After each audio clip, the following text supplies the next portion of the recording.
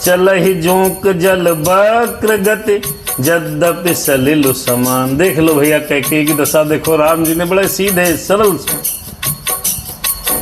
वचनों से कहा, लेकिन कैकेयी दुर्बुद्धि कैकेयी टेढ़ा ही करके समझ रही है। एक बात आपको बताएं आपको भैया, बुरा मत मानिएगा, अगर आपसे कोई विरोध करता है तो उसको आप कितने ही सीधे और सरल वचनों में कहें, प्रेम से कहें, हृदय से कहें, लेकिन वो उल्टा ही समझेगा। देखिए कैकेयी ने यहाँ पर यह सिद्ध किया। इस चौपाई से ये सीखो, समझो कि जब भी आप किसी को समझाओगे, यदि उसके दिल में आपके प्रति दुर्भावना है, यदि आपके प्रति प्रेम नहीं रहा या किसी के पढ़ाई में चल रहा है, तो आप सही समझाओगी। वे बहू को कभी कभी सासू माँ सही समझाती हैं, उल्टे समझती हैं लोग। तो ये यहाँ पर समझो, कैकेयी भी उल्टा समझ रही है। भगवान ने बड़े सीधे सरल स्वभाव से कहा। तो कैसे?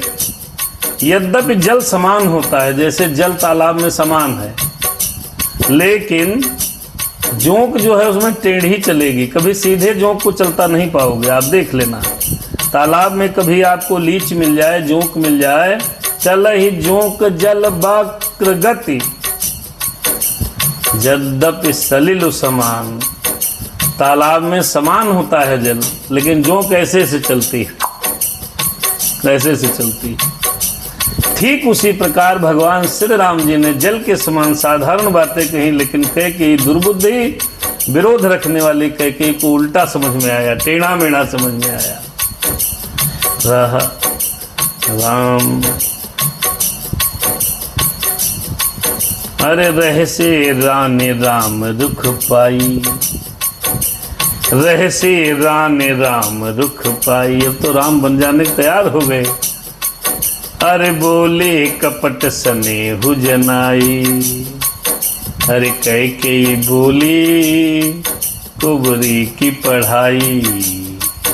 अरे शपथ तुम्हार भरत कई आना, शपथ तुम्हार भरत कई आना, हे तुन दूसर मैं कछु जाना। रानी कैकेयी ने श्री रामचंद्र जी भगवान का रुख पाया, हर्षित हो गई और कपटपूर्ण स्नेह दिखा करके बोली, दिखावा करके बोली, तुम्हारी शपथ और भरत की सौगंध है, मुझे राजा के दुख का दूसरा कुछ भी कारण विदित नहीं है। एक ही कारण है, क्या? हमने